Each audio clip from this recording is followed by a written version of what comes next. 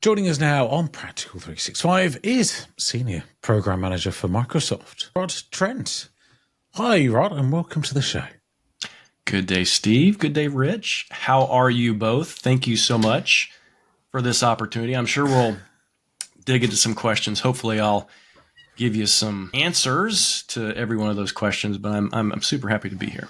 Yeah, thank you for joining us. Yeah, sir. thank you. And I always want to do that Simpsons thing. You may know Rod from a variety of different things because in past lives, you've been an MVP, you've been a writer, conference head, all sorts of things, haven't you? I've had a really blessed career. I've done a lot of things, and to be honest, if I had to sit down and think, what is my actual skill set? It's literally just content creator. Everything that I have done that's been based on some level of content creation. You talked about conferences. Yes, I've run and managed conferences. I've written books, fiction, technical.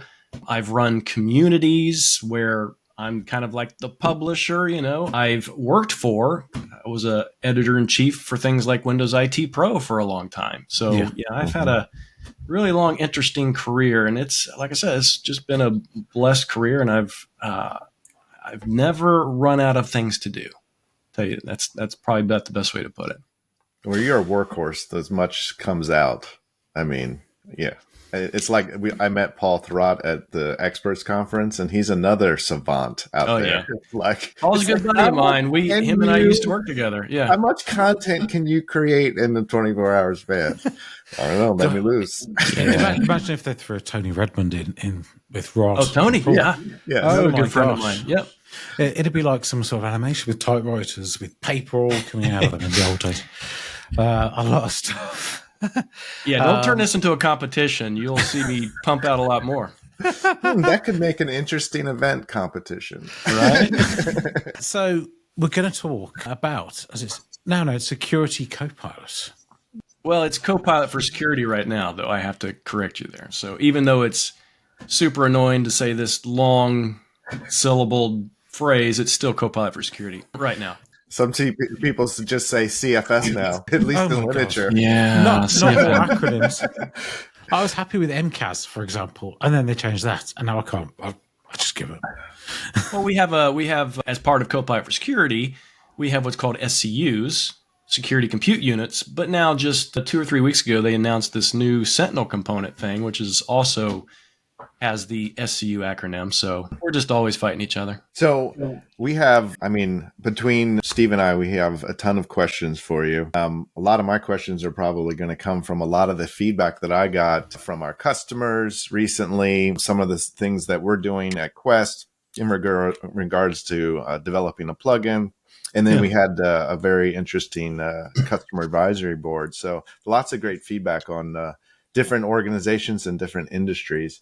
And the first thing I was thinking of is around the adoption. What I'm hearing, more of my observations, at least from in Microsoft, is it's in the early adopter stages, organizations that are most prone to adopting AI, maybe like finance that's already heavily using machine learning inside of their organizations, especially for, predictive and stocks, things like that, are probably the current customers that are adopting it already. And then, but there's still a lot of caution around. And then there's still some confusion in really what it is versus I've had a conversation correcting Copilot for 365 versus Copilot for security. And then there's also a lot of questions we had in the booth around the pricing model or the security compute units that you just said, the SCUs. So where do you think it is in the adoption? Is it early adopters right now? And where do you see it going? Yeah, and it's interesting that you kind of put it in the realm or the aspect of adoption. I think AI in general, everybody loves it. It's almost like me growing up. I remember, my parents and my parents' friends, everybody had a CB in their basement. It's almost like this hobbyist thing, right? We had it in a truck, we had it in an RV. Yeah. Yeah, ChatGPT was released. Everybody's like, this is kind of cool. I'm going to play here, figure some things out. But then almost immediately CEOs were like, hey, we need this. We need this in our organization. Of course, CEOs always reluctant to follow that advice too quickly because, things in the industry change extremely rapidly. So as far as adoption, we've had some great success at Microsoft in our early adopter program at Quest. I'm sure you're probably aware of that, and you're probably also a part of that potentially. We had some great success there. We have a lot of customers that have come out of the EAP program and continued to be customers. We had a discussion last week with one of our teams. This is an interesting time for us at Microsoft in that taking this ChatGPT or these GPT instances and these LLMs and things and trying to actually do something uniform and organized around this. This is like, it's not that we've never been in this area, but in the realm of where this technology is, we are so far ahead. We're kind of leading. It's bleeding edge technology, and we're leading in a lot of aspects. So adoption is a little bit different. We're trying to lead the charge and try to show our customers where this could go or where we think it potentially should go, because it's GPT, it's AI. There can be some nefarious things that come out of this, particularly from threat actors wanting to use this to develop their own threats and things like this. But at the end of the day, we believe at Microsoft that to be able to combat those, we also need to be able to use this AI mechanism to also combat those threat actors, because they're going to evolve much quicker now because of it. So there is good adoption. I think there will be even better as we go along. We have, in particular, this discussion today, Copilot for Security, which is this tool for these security teams, at least envision initially for these security teams, to be able to do things a little bit quicker, a little bit more efficient, kind of creating that idea that everybody just has tried to attain for all these years, this single pane of glass. The dreaded word. You will.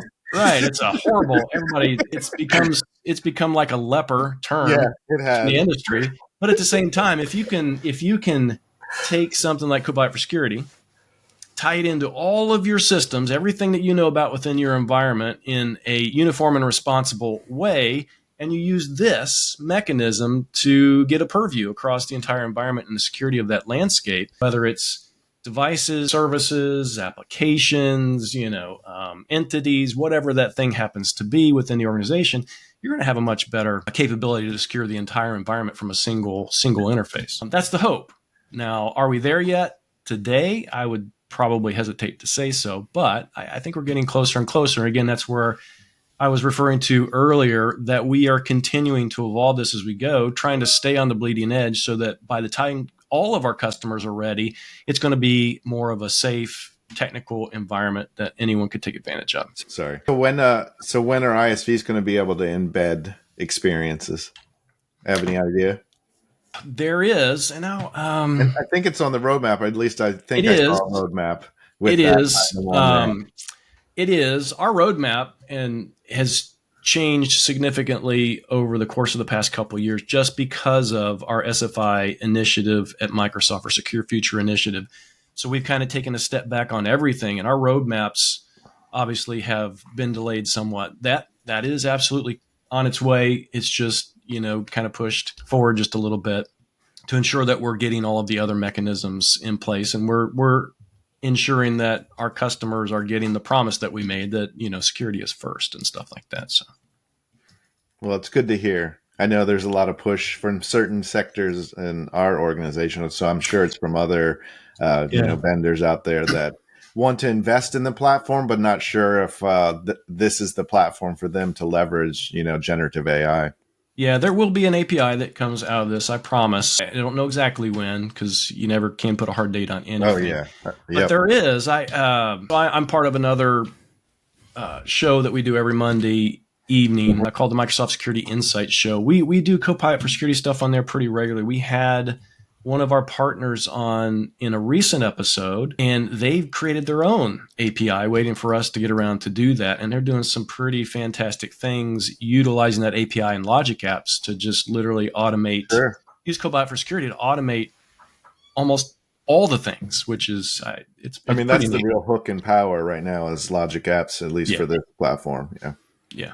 Well, it's a strong service, right? It's very proven, very tried and proven. We use Logic Apps for everything. Sentinel, anything that needs some automation, kind of ties back to Power BI or the Power Apps and stuff like that as well. So I've got a question, really, which is a lot of my customers obviously are multi-cloud. So, large banks in the UK, people like that, they're not on one single platform. And I work for a Microsoft partner, so I'm in the Microsoft ecosystem by default. But the type of things that I'll see is obviously a lot of cyber security teams have their favorite vendors, and they always have. Yeah. What's the benefit either for an ISV building add-ons that require, for example, in that case, spend on Azure consumption, spend on Copilot for security, spend on Logic Apps, and then the customer buys the thing from the ISV, and to use that tool from the ISV, Microsoft obviously are doing okay out of the back of this as well. What's the benefit of building on Microsoft's platform? Because obviously there's not an open platform that you can go and install in Azure yourself, is there, or another cloud? I understand that bit. But what's the benefit of going for this as a strategic move, right? Yeah, right. Otherwise, we're going to build it, using Azure AI and some sort of integration ourselves, right? Yeah. Well, so there's a couple things here that just I think is important to kind of amplify. I've talked about Copilot for security in the realm of it being kind of sounds like the way I've talked about it. It's just an application, but it's not. What we've done at Microsoft, we've built an application. We built it on a service built on Azure AI and, cognitive search and all that good stuff. But in that same realm, what we have envisioned here and what we actually built was more of a framework for security. In that, just kind of imagine a stack that is intelligent. All of its intelligence is based on security. All right. It knows everything about security, et cetera, et cetera, et cetera. But it doesn't know anything about your environment, or it doesn't know anything about what you have installed. You talked about AWS, maybe it's Google Cloud. At Microsoft, and I hope our customers kind of get this sense by now, before Copilot for Security, I worked with Microsoft Sentinel. And if you know how Microsoft Sentinel works, it has different connectors, and you can literally connect anything that you have employed within your environment. I don't care if it's AWS. I don't care if it's GCP. I don't care if it's Cisco devices, Meraki, whatever that thing happens to be. There is a way to get those log files or those essential security signals from those log files into Microsoft Sentinel. Copilot for Security is very similar in that because we have built this stack, we've made it super easy using the OpenAI spec to be able to create plugins. So if you want to connect your AWS environment to Copilot for Security, use Copilot for Security connected to AWS plus connected to everything else within your environment to determine not just threat signals, but the threat path. Say, somebody clicked on a link somewhere in an email that they shouldn't have clicked on because, they didn't take your training you sent them last month. And they went to a website and there was a payload that was downloaded. You're using maybe AWS for data storage. That payload exists within AWS. Unless we have that tied together within our security systems, then all I'm going to see is a signal. And then I have to go do that investigation myself to determine what exactly happened and where it happened and maybe potentially where that payload actually exists. Using Copilot for Security and with that framework, now I know that payload exists and sits on this AWS storage component, right? So I know the entire path. I know how to remediate. I know hopefully how to shut that down for next time. Maybe it's that user. Maybe there's an email that filtered through that our email systems aren't working or something to that effect, right? So we have the ability with Copilot for Security to enable plugins. Very easy. If you've ever followed Steve, you and I talked earlier, you do a lot of Python. I do a lot of Python as well. Python seems to be the language of AI these days.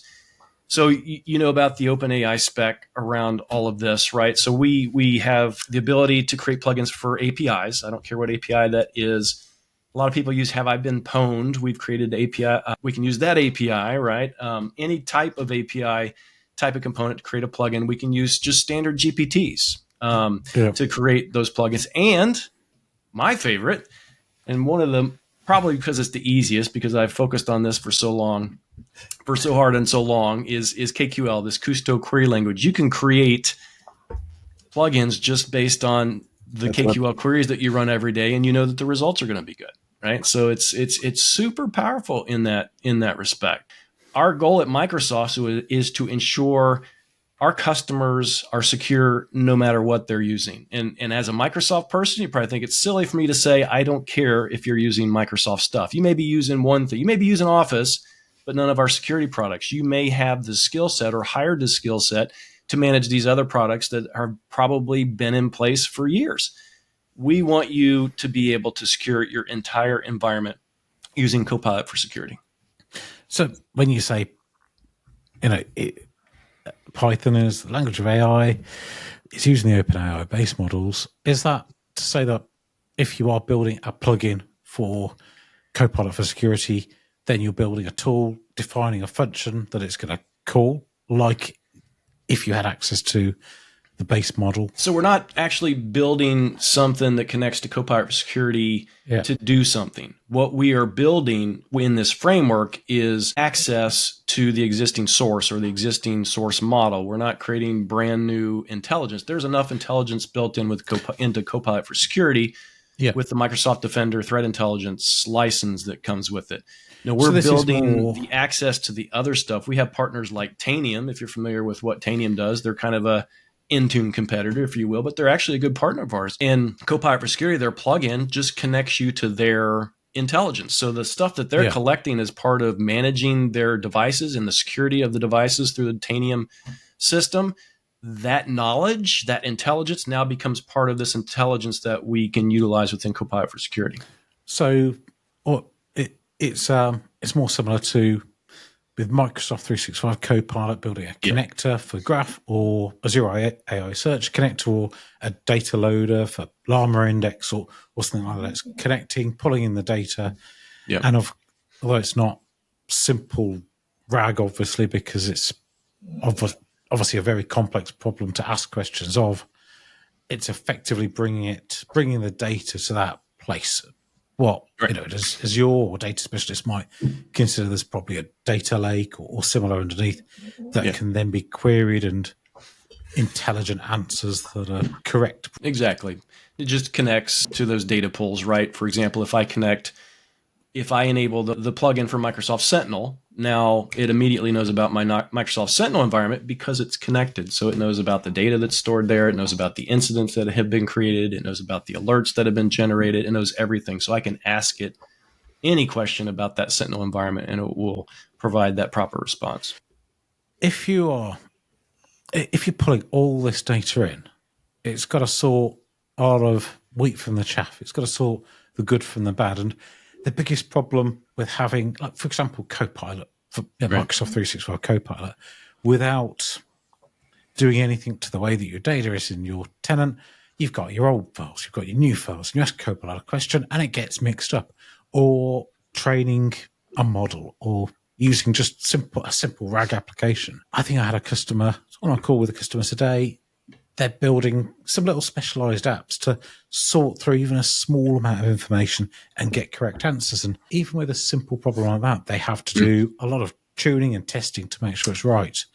Is that where the secret sauce is, in being able to ask questions of a vast source of data that includes so many false positives that could be that could answer with and then give you a coherent, accurate answer? Yeah, so a couple things along those lines. It's with Copilot for Security, it's going to be the same with any other, call it Copilot or GPT, whatever you want to call these things. We have, as humans, unfortunately, been dictated by how we function when we interact with technology. I call it the Google era. Or the search engine era. Yeah. We have been dictated how we're supposed to use this technology. We have gotten to the point where we use 4 words in a search engine, and then we know that when the results come back, we're probably going to spend another 10 minutes to determine which one of those results is actually what we were looking for. That's how bad search engines have become. They're good. They're a great technology. They work really well.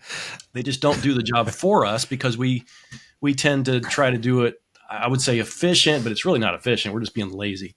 Well, the weird thing is, Google, you see a lot of these posts where Google results have really become messed up, especially with some of the answers. And the thing that I never expected, which is on forums like Reddit, people saying that they prefer to search the internet using Bing's AI features, which Copilot for Edge, is it? Copilot for whichever it is. That search capability people really like. They do. Well, and once again, we're having to do less as part of summarization. Yeah. So the responses come back are, a lot better than having to do some manual effort on the back end. But it also, I think I've joked about this before, but I think there's some truth in it, in that these copilots or these GPTs are saving the human language, in that we get this free-form model of being able to ask any question we want. And the better we get at getting back to these in-person types of questions versus 4 words and then waiting for results, the better the results are going to be that come back. And it's just the same with Copilot for Security. A lot of people, when they first started using Copilot for Security, they used it inefficiently. They would, hey, tell me about this incident ID. And it's going to respond, and it's going to tell you about that incident ID, but it is going to respond. AI just wants to please us. It literally just wants to please us. We want to ask it a question. It's going to respond with, hey, was this good enough? But if you ask it the right question, and again, this goes back to kind of those in-person conversations, you ask it the right question in the right manner, and I want this type of output, then it's absolutely going to respond, because again, it wants to please you. So you have to ask the right questions. We have to go back to the future is about asking the right questions, not the answers. Which is hard for some people. And I have to be honest, it was hard for me. I speak in Twitter, right? If it's more than 148 characters, my wife can just forget it. Twitter speak, what did you say? I don't remember. I think you coined a term in one of your podcasts. But that was the thing with Google, wasn't it? There was probably a time when somebody got a job for being good at searching Google. But it was almost like being a prompt engineer in a way, that if you knew how to search, if you knew what you were searching for, it's easier to find the answer, isn't it? Because you know what to search for. So it's not an easy skill. Well, and then you kind of have to look at the other side of it too, right? So number one, it is the person between the chair and the keyboard type of situation. But at the same time, you have to be able to trust the data sources, right? So if I am good, if I do ask really good questions and I still get crap responses, then I have to think there's something wrong with that data source. So you have to be able to trust those. That's kind of where this responsible AI comes into play. So again, if we go back to some of those plugins that I might have enabled, I have to trust that the source for that plugin is maintaining their data, or their data has not become suspect in one manner or another. Maybe it's a threat, maybe it's an attack, who knows, right? Maybe data injection. But at the same time, I have to be able to trust those. So these things have to be developed in a responsible manner and maintained. Now, there's a feature in Copilot for Security that allows you to just say, hey, use this public URL. There's a lot of really good data that people maintain out on GitHub for periods of time. Then they move on and do other things, and that data becomes stale. But I can actually do that. But I would be less I should be less trusting of that type of data than anything. So you want to go and you want to utilize models that you can trust. Do you trust your vendor? Do you trust Microsoft? Do you trust where that data source is coming from? And that's not just Copilot for Security. That's literally everything, because you talked about Bing, right? You talked about people using the results from that Bing AI search. When Google really was trying to hustle to compete, you remember the kind of the first early days, and they got in trouble for a lot of the responses, whether it was pictures or the responses and things like that. So this industry is moving so quickly. Today. How do you trust any of it, right? I think I saw something about someone searched for something, and in the middle of some cakes, in the AI response, it had Nicolas Cage in the middle yesterday. So now Grok will do that. They're by really the way. struggling. Grok will still let you make those pictures, but not image generated stuff, but as in the AI assisted search results that they're attempting to do, and it's worrying because, for Google, I've had that almost a monopoly. It's basically the one thing they're really good at. And I think they sent out that memo last year. Very, very worried. Well, someone wrote that memo Yeah. about they haven't got a moat, is how it's often referred to. Open source threat actors using models all over the place, however they want, is a problem for security, but it's also a massive problem for Google and companies like that as well. Yeah.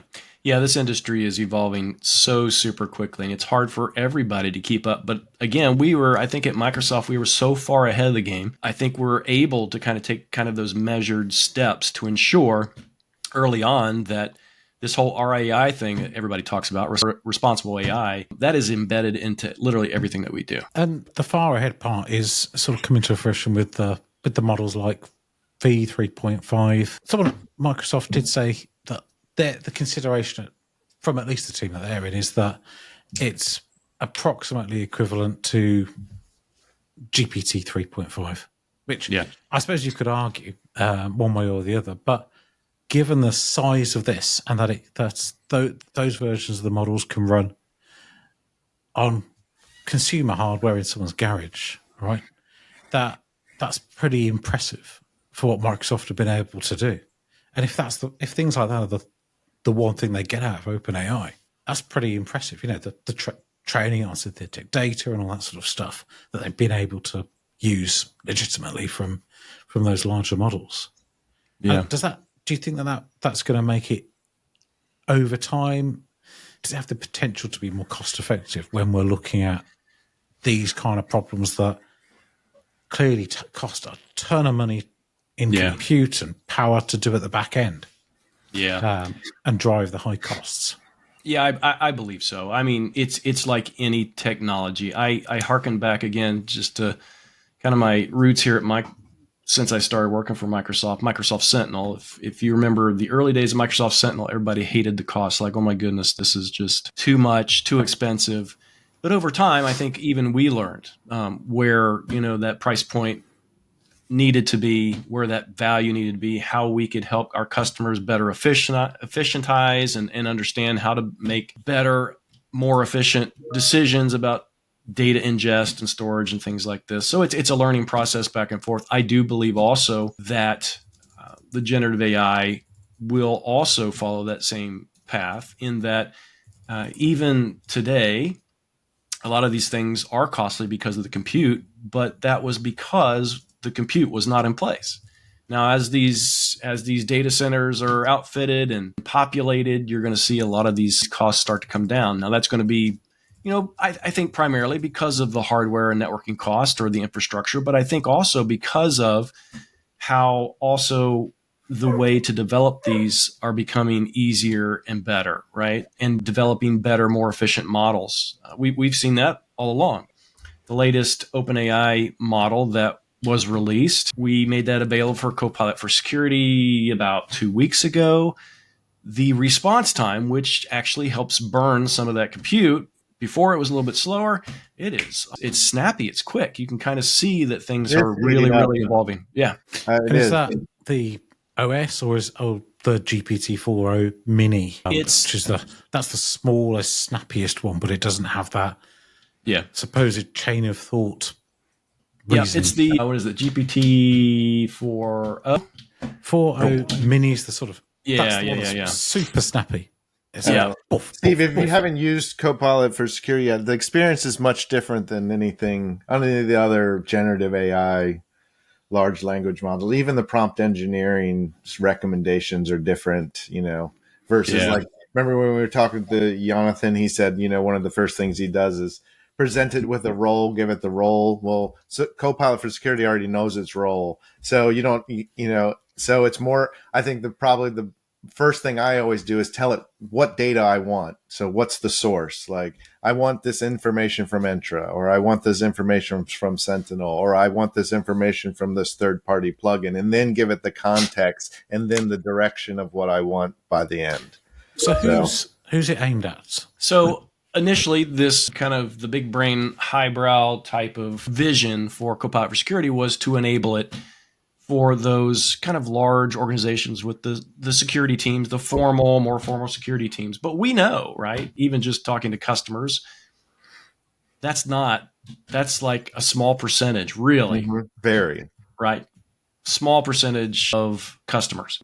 We're more aligned today in thinking about how we take this approach for just kind of the IT generalist, or what we like to call at Microsoft the accidental security person, in that they have all of these other tasks. They're everywhere. They manage devices, they manage the infrastructure. Maybe they're a networking person. I don't care who they are, but security is not their primary skill set, but they're still responsible Is it or an supposed to be accident, responsible though? for security. An IT manager, right? Like someone, let's imagine that goes for a job interview as an IT manager. They are going to be expected to They will ask, know it all. Do you know about cybersecurity? Yeah, I've installed McAfee 1,000,000 times.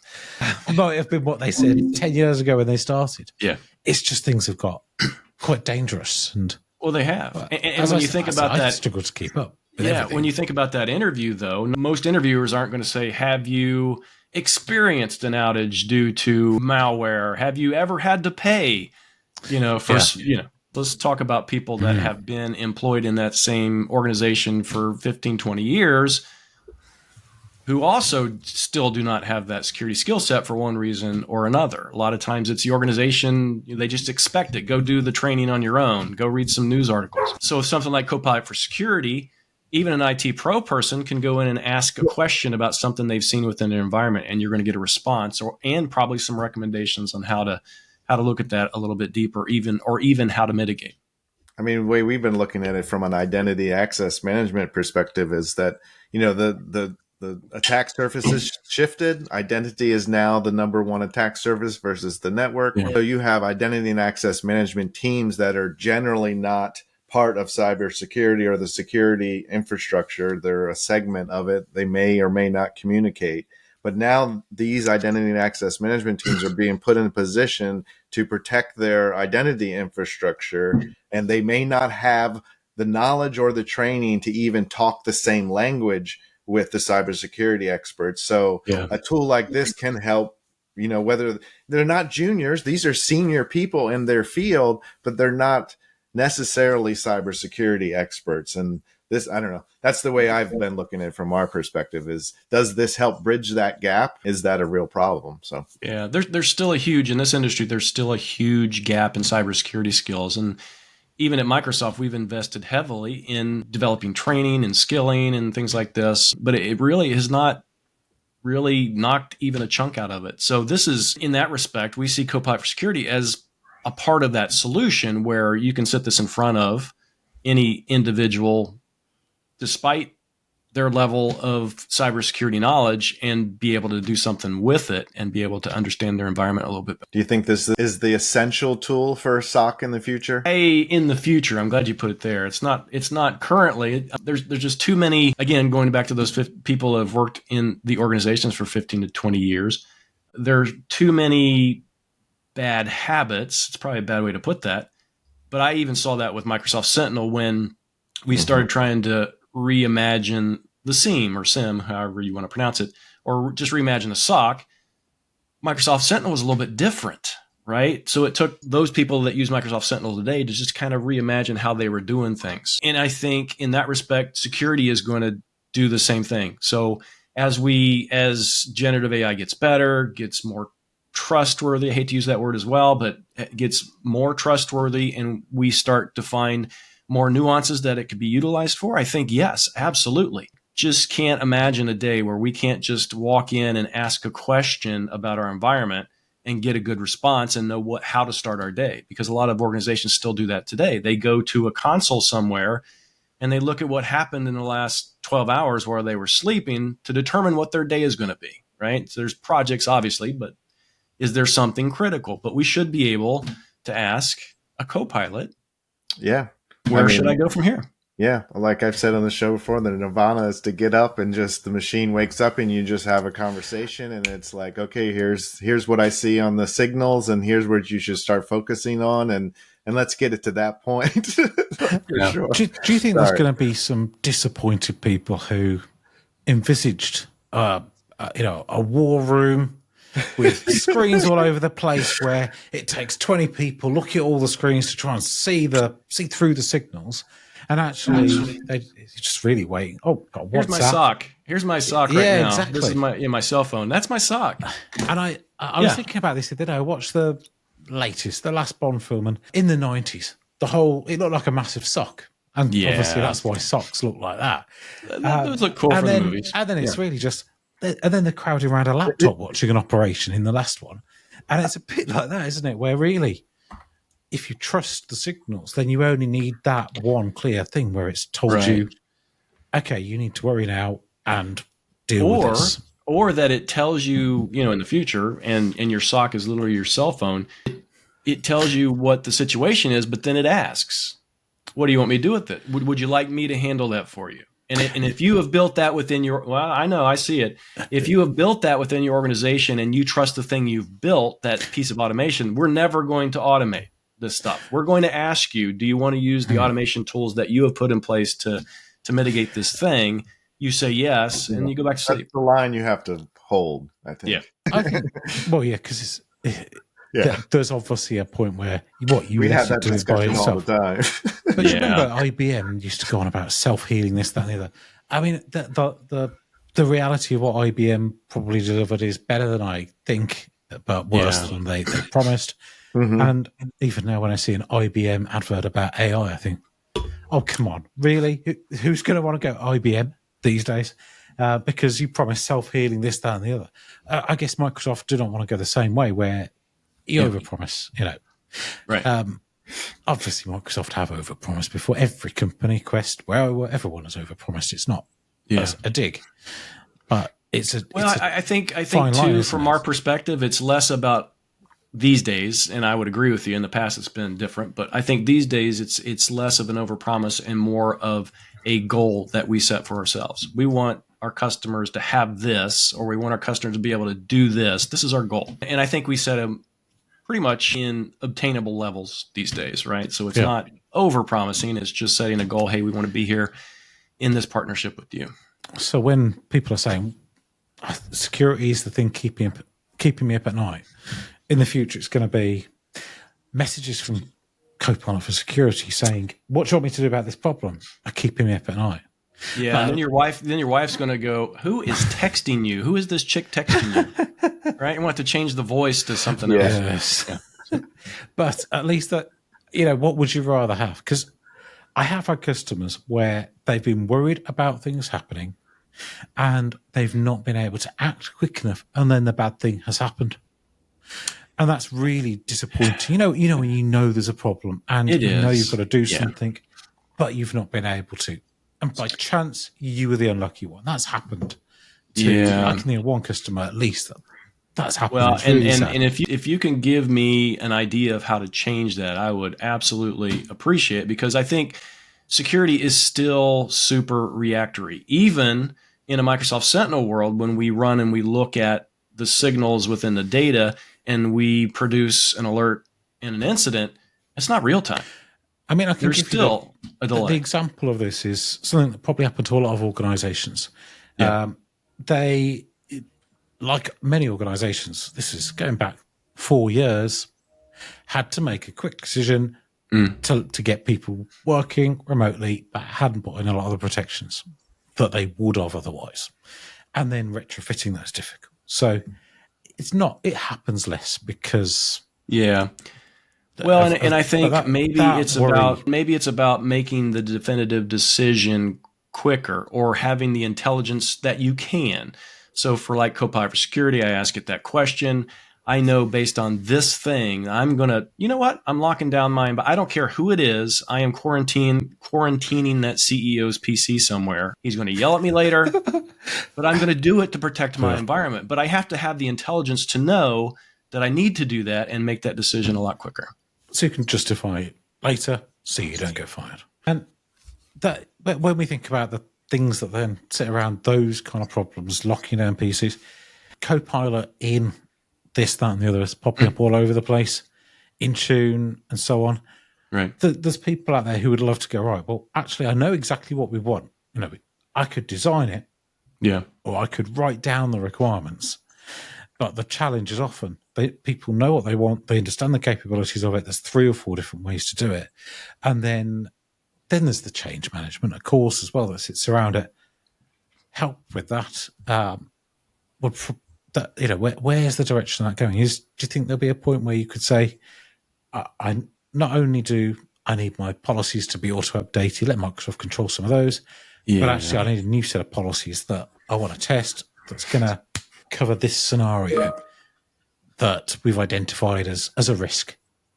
Well, and I think that capability is there today, right? So Copilot for Security can even give you those suggestions for how you might adjust a conditional access policy, or what we call is security drift or drift management, right? So over a period of time, those settings, whether they're the base default settings or whatever, they're going to change. And then other things, somebody who has proper access might change those inadvertently, and it needs to be changed back. So it does have that capability now. If I ask Copilot for Security this thing, it's also going to give me a recommendation on, you need to adjust this potentially for next time. Think about this, consider this other scenario, to better ensure that next time I don't even have to respond to this because it's already taken care of.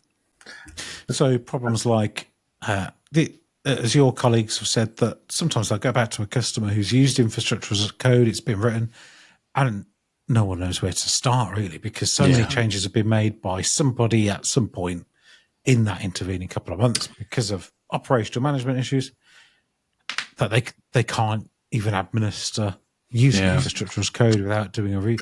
Can it help with that in terms of configuration drift? Well, I can see that as a potential that someone could write a plugin to be able to provide that capability. Again, it's that stack. Let's figure out how to get that intelligence in there. I could see that because if you're using something like Azure, right, it's going to be part of that Azure activity log. So we'll be able to pull those signals out. There's a partner that we have called Senserva who actually creates a tool like that actually watches and monitors for those security drift situations. And I could see that would be an awesome thing for them to be able to create a plugin to provide that intelligence as well. But I suppose the difference is those tools that can, like Microsoft 365 have a Microsoft 365 desired state configuration tool, which is somewhat similar. A tool that somebody's written has to keep up to date that compares the two is somewhat different from being able to use a model and going, right, this is the configuration for the environment. It understands what the language bison looks like or what have you. And then it collects that, and the model is effectively maybe creating an equivalent configuration and comparing the two. Yeah. I mean, I'm thinking of if you were to feed it into GPT-4 with a bunch of clever prompts, you could do that, roughly speaking, today, and not have to come up with what's quite a complex set of code to do that configuration drift. Right. You've got almost the ability, especially with things like function calling and so to do that in these models. So it sounds like something that a competitor to that company might well do, if not moving the basics of their tool into it, because that sounds like a really useful. It would be, yeah. As are many things. Or even just setting something up, even an Azure Monitor alert to monitor that scenario, so that when those things do change, it records both the original model and then whatever that is changed to, right? So yeah, that's I can definitely see that. But do you have to think about the problems first? How do you identify the unknown? Like we talked about that scenario. What about my Azure? Yeah. It's knowing the right questions. Right. Yes. Well, and no one. So I'll tell you, it does. So it takes a certain expertise to efficiently manage these tools. And it takes someone with the initial intelligence to develop the additional intelligence to provide that capability. So even Copilot for Security today started as something completely different than it turned out to be, but it was a great idea, and someone had that idea. So, yeah, they effectively turned that into, just as an example, Copilot for Security on its own will not tell you about Copilot for Security. It won't tell you how many SCUs you have, who changed them, talking about some of those configuration. But I created a plugin that does that, and I periodically go through and filter through those logs to determine if we can identify anything else. And then if I find that we can identify other things that happen within Copilot for Security, I feed it back into that plugin and release that plugin. So in a way, effectively, it is, if it's not the very simplified Copilot of that's almost like pair programming when you talk about Copilot or GitHub Copilot. This is almost a bit like the new skill set in the security world is the difference between flying a very small biplane to getting into the world's biggest jetliner and being able to fly that with a Copilot, because there's so many different controls in this massive world of signals that are coming in that the skill is knowing how to effectively control the jetliner as it goes along, and so it doesn't get. I'll stop with the analogies, but so it doesn't get damaged. Yeah, but I don't think that's the way we want to look at, or we want to force our customers to look at it. We're literally providing you an interface, whether it's Copilot for 365 or security or Copilot for security. Yeah, we're providing you a mechanism to be able to take advantage, an augment or a Copilot, take advantage of that intelligence. If you want to go to the deep ends, just like those CB radio people in their basements in the 1970s, you can do that. Create your own plugin and stuff. But, well, that's the point. You go behind the Copilot, switch the Copilot on. It's easier to fly. Yeah. Whereas if you need to go under the hood, like if I'd like to imagine that I'm on a jet, the pilot faints. Can anyone fly the plane? Oh yeah, actually, Paul Robichaud could. I step up and I can just about do it with a bit of help from control, like it's an episode of a bad TV show. But obviously, without all of that electronic Copilot assistance, you'll be a bit stuffed. So the skill is actually be able to go under the hood and fix it. And this is not the way that it might have been, setting up syslog servers, monitoring those logs. It's actually being able to handle the really complex controls for being able to then assess the thousands of signals that are otherwise coming towards you and make sense of it and build plugins that can help you along the way. To be honest, much of what you just talked about, you wore me out because, well, think about it. Isn't that a lot of what you just talked about? Isn't that a lot of it what Copilot for Security is supposed to help minimize and provide efficiency for? We're still going to need architects. We're still going to need someone that knows how to ingest syslogs somewhere into a readable, uniform format. Yeah. But at the end of the day, I don't want to have to do that every day. I don't want to have to, like kind of some legacy security people would do. They would take the syslog, put it in an Excel spreadsheet, and create searches for certain things. I don't want to have to do that anymore. Well, this is exactly my point. An operations person is asking the simple questions, and the SME is not dealing with syslogs. I mean, actually, would they need to mangle syslogs and regular expressions? They'd just ask that use the AI to deal with that bit, like you probably would today. But actually, it's what do we need to plug into to do more? You know, do we build that ourselves? Do we get it off the shelf? But actually, it's more about managing the system that, you know, otherwise is that massive jetliner that's flying through the air that you're tuning as you go. But it's not getting down and dirty under the weeds with Excel. No, Copilot doesn't need to do that. It doesn't need to know how to do that stuff. If I ask Copilot today, how would I ingest syslogs? It's probably going to tell me, but it's going to tell me from a source somewhere on the internet, right? But that might not be the tool you asked to do that, right? Right. Maybe use another Copilot. But I'm just saying, is this where's the advanced job that's really interesting for somebody when it comes to this, other than an architect? If we're thinking about someone who's in SME in an enterprise, what is the potential for their sort of high level job role? Because everyone's worried, is AI going to take my job? You want to get into it and learn about it. But this is a whole massive area of things to learn about that require expertise in cybersecurity, expertise in AI, and then from what you said, a bit of coding as well. It could be, right? Not necessary to do that. If you have trusted partners, obviously you're going to have plugins for that. However, now who is this for? We kind of talked earlier about envisioning this as, you know, for security teams, but now we're kind of looking at it a little bit differently from that perspective to enable anyone to be able to take advantage of this. Now, I think the goal here is to make this, just like I said, available to anyone to be able to take advantage of this capability to fill those skill gaps. Now, large organizations with large security teams, they've gone out and they've hired these really, really good experts around all of the things that they have within their environment and all of those cybersecurity perspectives. But there's so many companies, so many organizations out there that don't, right? They don't hire. We talked earlier about the interview process, but they do not hire expert level security. They hire someone to do the job in the organizations that they require, right? I need somebody to manage my devices. I'm going to hire someone that's going to provide immediate value because we've got issues in these certain areas and situations.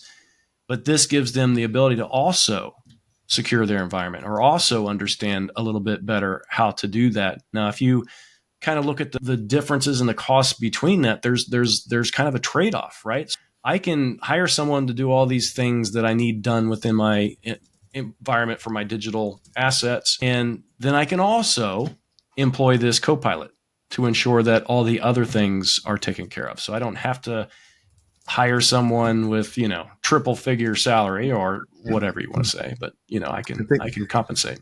I think the value that the different personas are going to get, whether it's identity and access manager, they're going to get the value from the embedded experiences inside of Intra Portal. The same as the teams that are working with Sentinel or Defender, they're going to get their first taste and see their first value from the embedded experiences, and they may never even touch the standalone experiences, my guess. So, yeah, I would wholeheartedly agree with that. So we've not mentioned this yet, but there are two experiences. There is, you go through a web browser. There's where you can go in and actually ask questions and get the responses. But there's also an embedded experience which exists within things like Purview, Intra, Defender XDR, which includes most of the security platforms in there now, which Microsoft Sentinel is part of now. So you can take advantage of that integrated experience or embedded experience, and also Intune. You mentioned that a little bit earlier, Steve.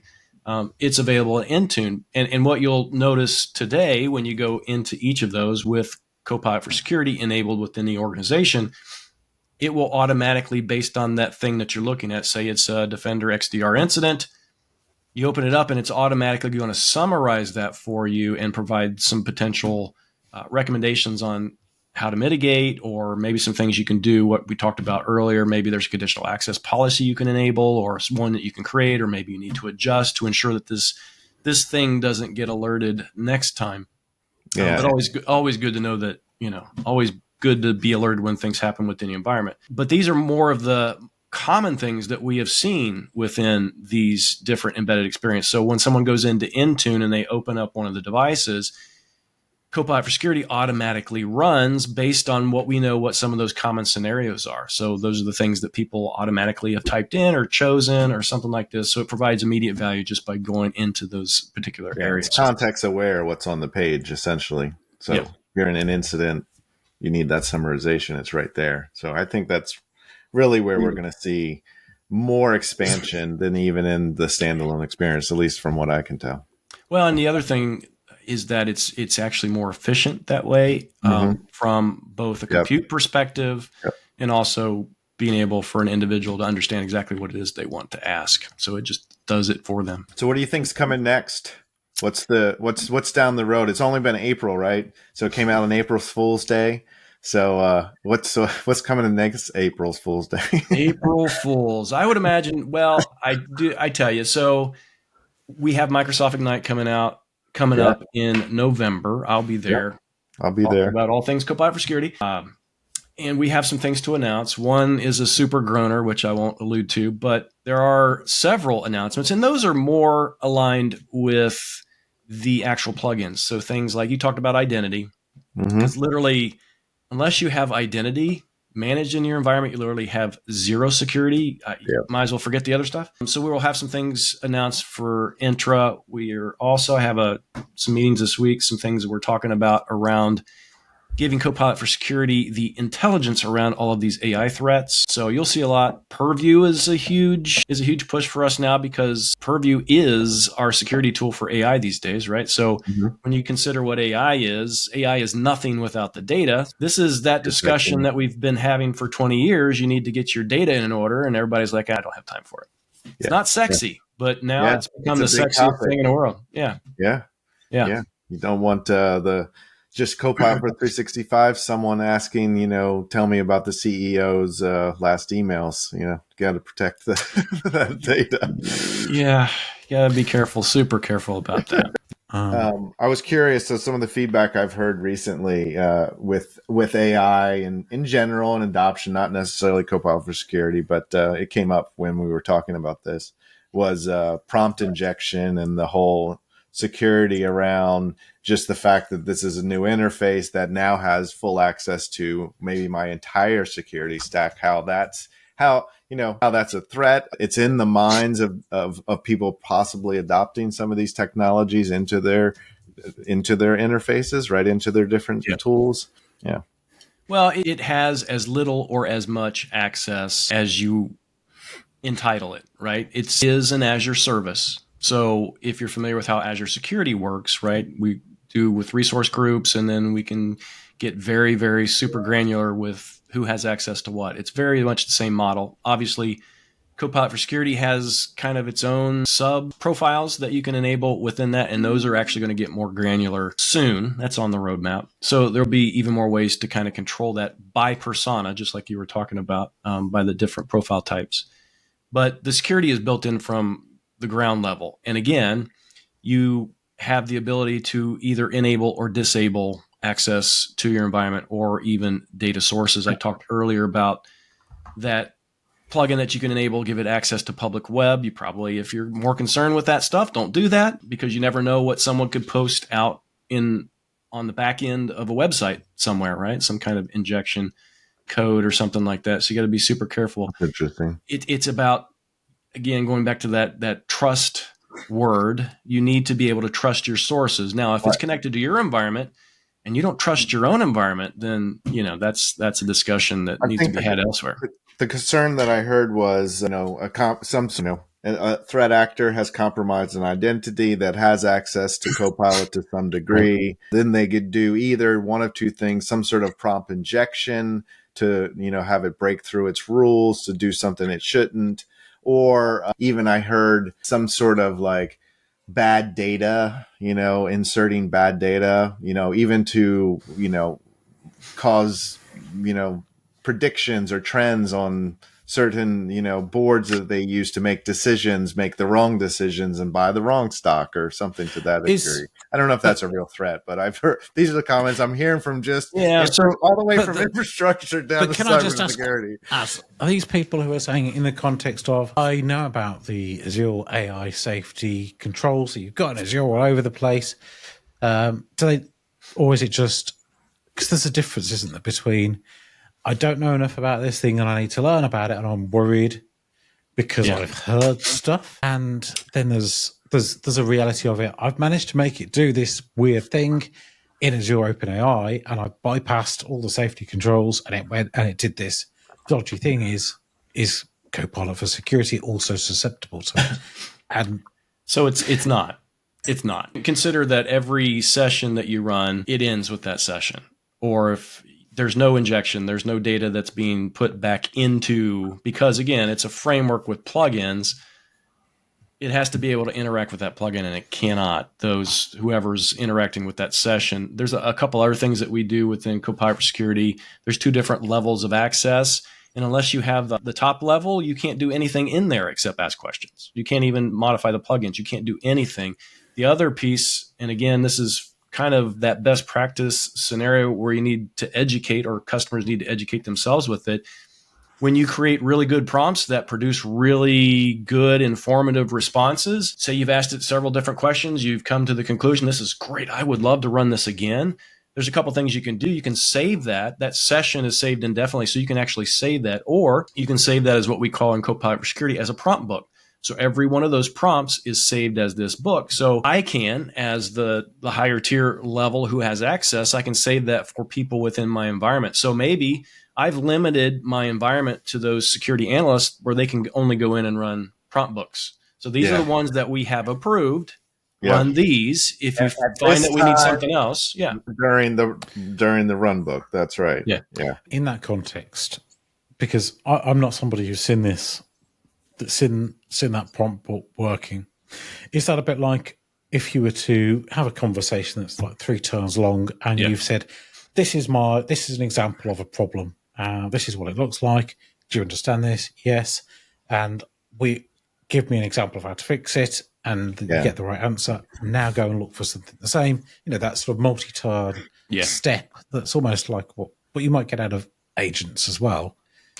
But you think, if I could capture at that point and carry on, which obviously you can, then you can reproduce that result over and over again. Is that basically what it's doing? A carried on conversation. It is to the point where the LLM underneath, or Copilot for Security, knows what to do. Yeah, it's like a AI voicemail. Somebody's left a voicemail. I want to re-listen to it, and it's going to go through. And prompt books, the reason why they're called prompt books is not because it's prompting. Well, it is kind of effectively, but it also prompts you for information. So when I run a prompt book, it's going to ask me maybe for a Sentinel incident number, very specific. So now that thing that was recorded now enacts on that very specific incident versus the one that it was created for. It sounds like a macro. It's very much, very much. I mean, it's context aware, right? Like so that you're iterating and it's context aware. So if you ask it for this incident and then the logical next question about this incident is this thing, it's going to pick that up. So, like a for example, I have a prompt book that, for example, I have a prompt book. Copilot for Security can create KQL because it knows about your environment, it knows what tables, where the data exists, but people still have trouble creating really good KQL, and they complain it doesn't create good KQL. But it's because you didn't ask the right question. So I have a prompt book that literally asks you what table you want to look in, what do you want to look for, how do you want it formatted, do you want a bar chart or whatever, and then you type in 4 different scenarios, and then it produces a really good KQL query versus something that you have to go back and vet. And for like an advanced AI user or whatever would consider that to be a really good feature, right? To get a conversation history basically that's got a bunch of variables in. People write Python scripts that take a text file, swap out a bunch of variables, maybe make a user interface on top of it. That's someone's SASA in some cases for these ChatGPT type wrappers. Yeah, but that's handed to anybody who's got control of it to save the best and then productionize it for operations teams. Is that the idea? Yeah, very similar, right? And as we're, the original topic behind this was security. That's a way that you can limit or effectually build efficiency within the SOC environment, because they no longer unfortunately, have to think about security. They just click on things. That makes a lot of sense. Okay, I think it effectively gives it you're building like a really straightforward little application then that sits on top, right? By using that sort of technique, it sounds. Well, I think there's a lot of security teams these days, even right, that hire in or have in summer interns who are interested in cybersecurity, and they'll sit them in front of a console and say, "These are our tools. We'll give you like 2 hours worth of knowledge, and then you go at it. And if you have any questions, give us a call or ask those questions." Now you sit them in front of Copilot for Security, and they click on things, and they are immediately valuable to your organization, even though they're summer interns, and they learn a little bit about security. And what do they call this? Is it an anti-hackathon? Yeah, I'm sorry. I'll get my coat. You can also augment Copilot for Security, Steve. So if you have organizational data, you can plug into, whatever database you want, or you can even do it individually yourself. You can just upload files for your sessions that's related to you only. So you can upload your policies if your organization has its own very specific policies that could be part of Copilot for Security. So when you ask it questions like, well, that's against policy, I can't give you a recommendation for that because that's actually in and part of it. You can also use Azure AI search. In fact, I do that today. I maintain a drive letter on my PC where I update a series of documents, and when those documents are updated, cognitive search automatically keeps that index updated, and Copilot for Security has access to that. So it always has the most current information. So you describe that, and I'm thinking of like Jupyter notebooks and stuff like that. It seems it's not quite the same from what you're saying, but it's a similar sort of concept that with things like the prompt book and the data that you've got available to it and the plugins that you can add, it's rather than being focused on a data scientist's needs, it's focused on a cybersecurity experts Right. needs, but it gives them all those similar sort of capabilities to be able to do this, that, and the other. Have we actually invented, look at our movies, have we actually invented anything new in the last 30 years? It's just evolved, right? We're just taking components that work really well and we're stringing them Making together. them smaller, faster, I think stronger. a lot of this stuff, it's like mashing one thing together. Yeah. It's like you're just not inventing a single thing. You're just mashing things together to see what happens. Well, you never in many of these know what cases. that's going to look like in the future. Look at your cell phone. It literally has, 100 devices built into it these days. You don't need a calculator anymore. You don't need a camera. Compass, nothing. Yeah. I don't know. Who knows what it's going to look like. It's an interesting time. But We're all going to become cyborgs, just like the back of his wall shows us. It's all right. cyborgs coming. But you know what it feels like? It feels like those days that I thought were never really going to come back, where computing was fun. A bit like when you type something in and something magic happened. Yeah. I had no real reason to do that when you're just thinking about infrastructure and you think everything's went into the cloud and it's a little bit less fun. Building applications is now almost too complex to start. I saw a post, someone said, I'm a programmer. I spent a month making a program to control my Christmas lights. My kid did it in the same thing. He rebuilt the same thing in a day. That should warm your heart in a way, because you couldn't get your kids to do that anymore, really. Or the alternate, it just make you feel bad because your kids are smarter than you are.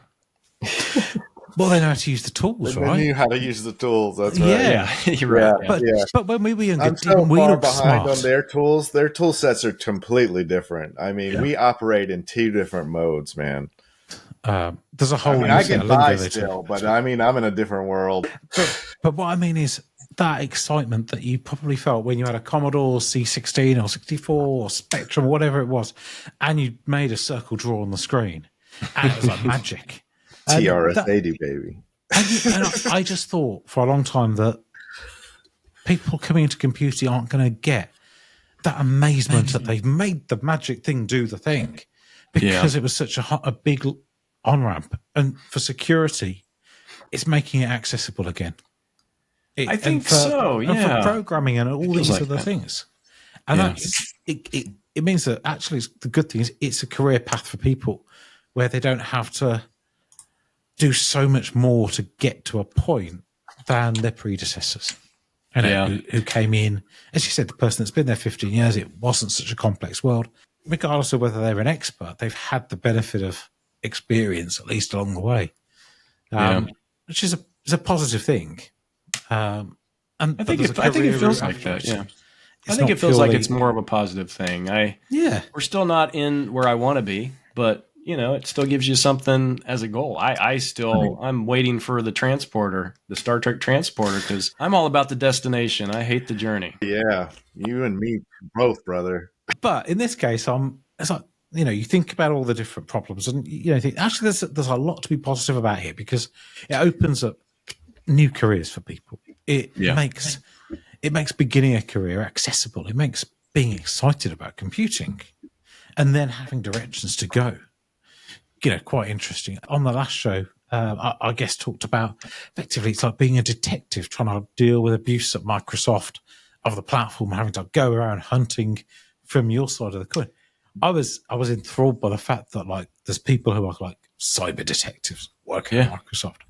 How cool is that as a job in this new world of AI, where there's such big problems to solve that you have to use that kind of technology to be able to get a handle. The data gets just bigger and bigger. Well, and the other piece of that is you take that person's experience as a detective and you encapsulate that into knowledge that gets fed back into the system, so that now the system knows about that activity. That's what I'm waiting for a Copilot for security, is short-term memory.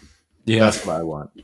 So it starts to learn kind of so I can have that conversation, pick it back up. I like that feature functionality. It just depends on how you're going to use it, I suppose. Unless you make it extremely human, because maybe the last time you cussed at it and you start asking it questions and it's just silent. Are you giving me the silent treatment? Come on. I get enough of that at home. Come on. It's not that I think my dog can understand me. and then it's oh my God. I go, Mocha, and she runs over. Oh my God. She runs over. Doesn't understand me at all. It's an illusion, isn't it? The tone. It's the tone. TOG. Yes, help us. I love it. Well, I mean, Rod, it's been great having you on the show. We really appreciate your time, your expertise, and your knowledge. Is there anything you wanted to share with the audience where they can kind of pick up all this wonderful knowledge? And, there's a lot out there I know that don't even know how to get on board and start playing with Copilot for Security. Yep. So if you go out and look for Copilot for Security, you'll either find our kind of main page on the Microsoft.com site, or you'll find our Learn Docs. Either are okay. They're going to walk you through how easy it is. You literally just go to securitycopilot.microsoft.com. And if you've not seen this yet, you can enable it within your environment. It takes about 3 minutes or so. So it's probably even less than that. So you can start to use it. But we've talked today about these in-person conversations versus sticking Google terms into Copilot for Security. There's also, if you go to aka.ms/CFS prompt library, make it all one word, there is literally thousands of valid, vetted, and tested prompts out there for Copilot for Security that will produce good responses. I do a Copilot for Security prompt of the day, and I literally have done that since it was launched on April 1st. So there's, like I said, this is ever growing. I grew up getting the Sears Christmas catalog every year, and I'd go through the toy section and circle the things that I wanted. And they called it the idea book. Yep. A lot of our customers have had issues with, okay, I've got Copilot for Security. It's doing a great job, but what do I ask it next? So that's what this kind of is the idea book for Copilot for Security. Merry Christmas. I love that analogy, brother. I love it. We're all set? Yes. Yeah. Thank you. Thank you very much, Rod, for joining us on the show today. It was an absolute pleasure. Yeah, it was great. I appreciate it. Thank you so much.